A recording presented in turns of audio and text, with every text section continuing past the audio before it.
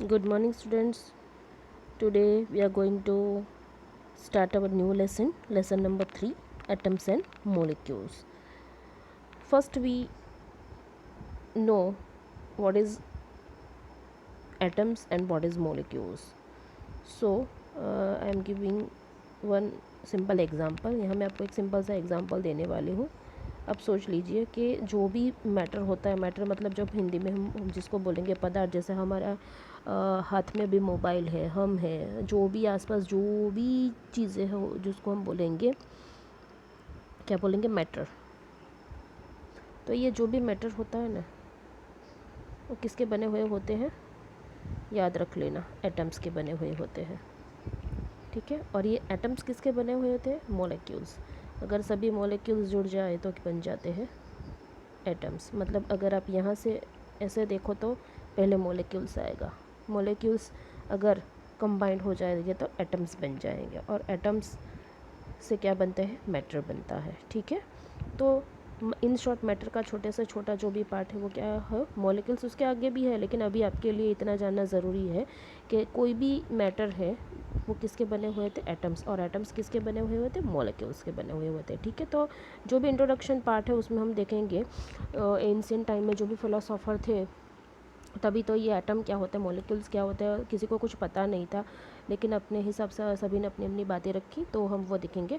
Ancient Indian and Greek philosopher have always wandered about the unknown and unseen form of matter. तो वो एकदम क्रूसियस थे, मतलब जानना चाहते हैं कि जो मैटर है उसके अंदर जो अनसीन, जो हमें दिखाई नहीं दे रहा, जो हम जानते नहीं, वो क्या होता क्या है.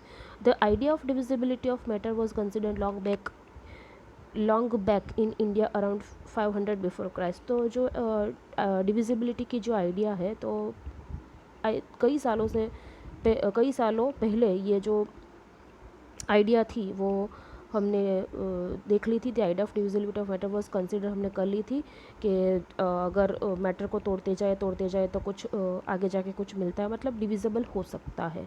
तो ये बहुत साल पहले ये हमने कंसिडर कर लिया था इंडिया में.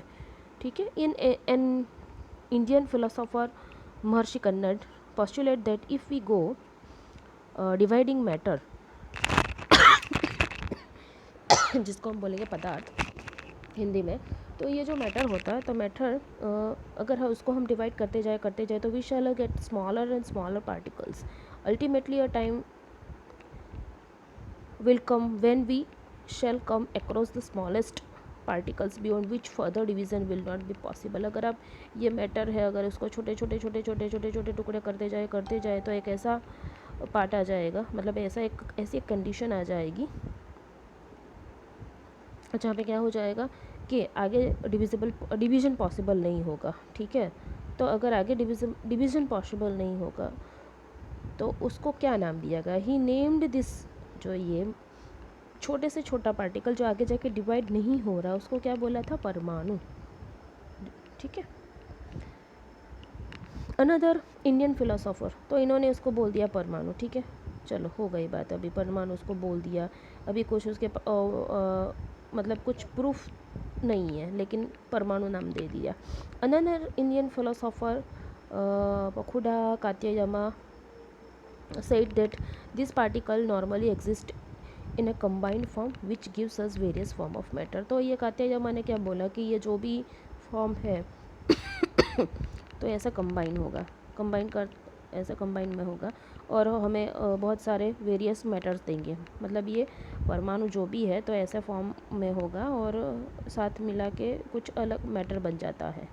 तो ये किसने बोला, कात्यायमा ने बोला. ठीक है. तो ये सब फिलोसोफर अपनी बातें रख रहे हैं. Around the same era ancient Greek philosopher Democritus and Leucippus suggested that if we go dividing matter, a stage will come when particles obtained cannot be divided further. आगे जाके वो डिवाइड नहीं हो रहा है.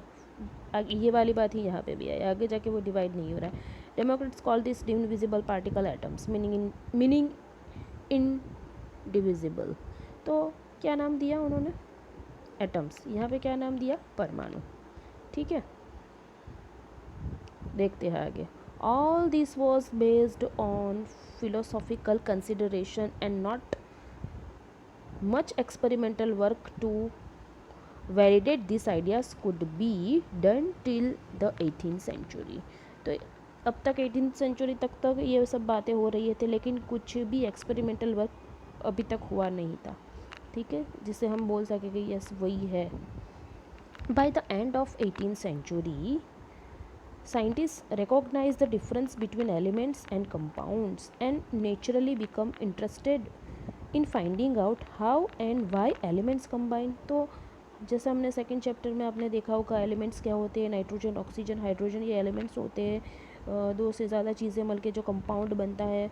एंड नेचुरली बिकम इंटरेस्टेड, और naturally interested हुए कि ये क्या होता है, क्यों कंबाइन क्यों होते हैं elements, what happen when they combine. अगर ये दो ऑक्सीजन जुड़ जाए, दो क्लोरीन के एलिमेंट्स जुड़ जाए तो क्या होता क्या है। तो ये नेचुरली इंटरेस्टेड उसमें हुए। Antoine L Lavoisier led the foundation of chemical science by establishing two important law of chemical combination. तो ये जो केमिकल कॉम्बिनेशन है उसके जो लॉ है तो लेवुजियर ने हमें दिए हैं। तो हम नेक्स्ट जो वीडियो है उसमें वो देखेंगे। तो मतलब ये इंट्रोडक्शन पार्ट में सर जो एंशिएंट टाइम में जो भी हुआ था, क्या क्या नाम दिए गए, परमाणु, एटम, सब परमाणु जो भी, मतलब कात्याया मैंने ये बोला, ठीक है, इसने ये बोला, ये सब हमने बातें ये इंट्रोडक्शन पार्ट में देख ली। अब जो भी लेवुजियर ने हमने केमिकल कॉम्बिनेशन के जो दो लॉ दिए थे तो वो हम देखने वाले हैं नेक्स्ट वीडियो में, ठीक है।